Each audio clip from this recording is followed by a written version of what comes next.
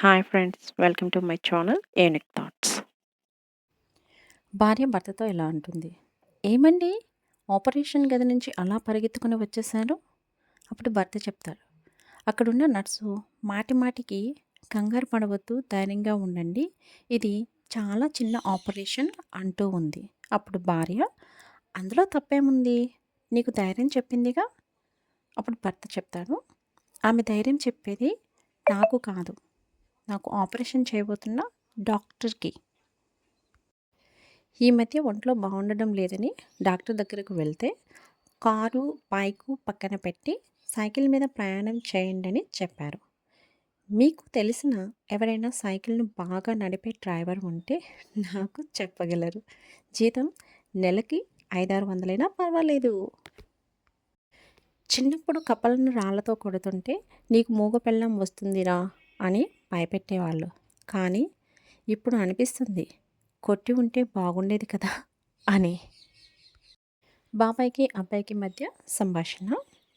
అబ్బాయి అంటున్నాడు, రోజు ఇల్లు తుడవలేక, బట్టలు ఉతకలేక, వంట చేయలేక చాలా ఇబ్బంది పడుతున్నాను బాబాయ్.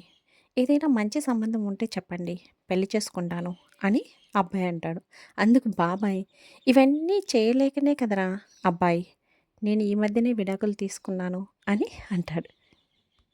భార్యాభర్తల మధ్య సంభాషణ. భర్త అంటాడు, మనిషికి పట్టుదల ఉండాలే కానీ సాధించలేనిదంటూ ఏదీ ఉండదు తెలుసా అని భార్యతో అంటాడు. అప్పుడు భార్య, ఓ అలాగా, మీరు టీ అడిగారు కదా, ఇదిగో కింద పోస్తున్నాను, మీ పట్టుదలతో గ్లాసులోకి తీసుకొని తాగేయండి అని చెప్తుంది. యజమానికి సర్వర్కి మధ్య సంభాషణ. యజమాని అడుగుతున్నాడు, 30 సంవత్సరాలుగా కప్పులో కాఫీ తొనకకుండా మెట్లెక్కి ఇంత పొద్దున్నే చక్కగా ఇస్తున్నావు ఎలా అని సర్వర్ని అడిగాడు యజమాని. అప్పుడు సర్వర్ చెప్తాడు, ఏముందండి, కప్పులో కాఫీ నోట్లో పోసుకుంటాను, మెట్లెక్కుకుంటూ వచ్చేస్తాను, పైకి వచ్చాక నోట్లో కాఫీని కప్పులో పోసిస్తానండి, అంతే. రైల్లో టీ కాఫీ ఒకేలా ఉంటాయి, అప్పటికి అవి అమ్మేవాడు అరిచి మరీ చెబుతాడు, ఆ చాయే కాఫీ, ఆ కాఫీయే చాయ్ అని. కానీ మనం వినిపించుకోకుండా రుచి ఏంటి ఒకేలా ఉందని బాధపడుతుంటాం. భార్యాభర్తల మధ్య సంభాషణ.